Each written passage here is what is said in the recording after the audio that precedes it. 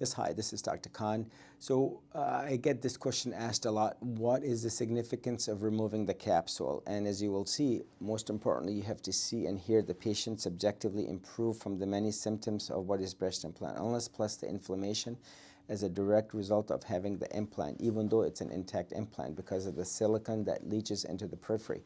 Now, as you will see, look at this final report. This is the other objective evidence, if you will, where you will see I send the capsules off 100% of the time to the pathology department so that they can look at the capsule. And as you will see, a final diagnosis, surgical path final report, right breast implant capsule. There is fibromembranous, which is fiber means scar, membranous tissue, adjacent fatty tissue and skeletal muscle with patchy chronic inflammation. So inflamed tissue was removed. You do not want to leave this behind, and this is a direct result of having the implant in the periphery of that soft tissue of the body. Left breast implant capsule, you will see chronic inflammation, and then the CD30 stain was done, which are negative for the BIA-ALCL, which has to be done in order to definitively rule out.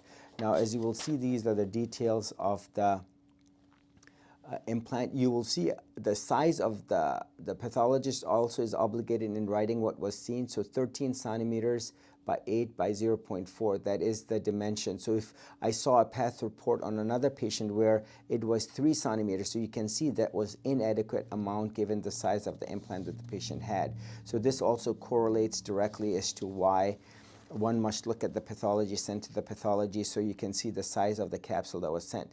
Now, this is an addendum to the report, and it says, a review of the H&E slides, which is a stain, reveals a patchy, sparse, predominantly lymphocytic inflammatory infiltrate in the right breast. So there is lymphocytes and there is a infiltrate in the right breast with a few scattered multinucleate giant cells. Multinucleate, it means many cells that are clustered together, which are the macrophage cells called together giant cells, typical of a foreign body inflammatory response. And this is the body in itself reacting to what is the implant.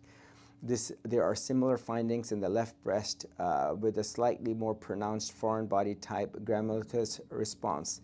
The foreign body response is often associated with minute elongated refractile structures not typical of silicone. And so this is the inflammation that is noted, and you can see that Dr. Mervak, MD pathologist at the major hospital, read this.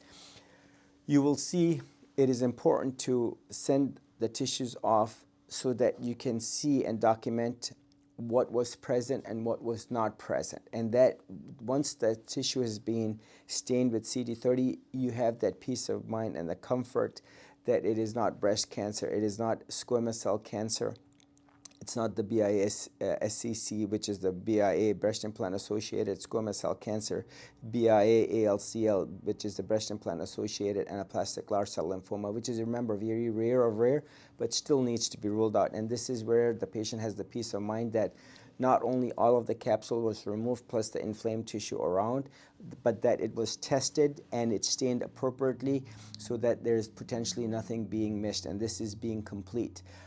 And this is what every plastic surgeon should be doing so that we have documentation of the fact that there is no abnormal pathology left behind and that all of that capsule was completely, sincerely removed along with that inflamed tissue.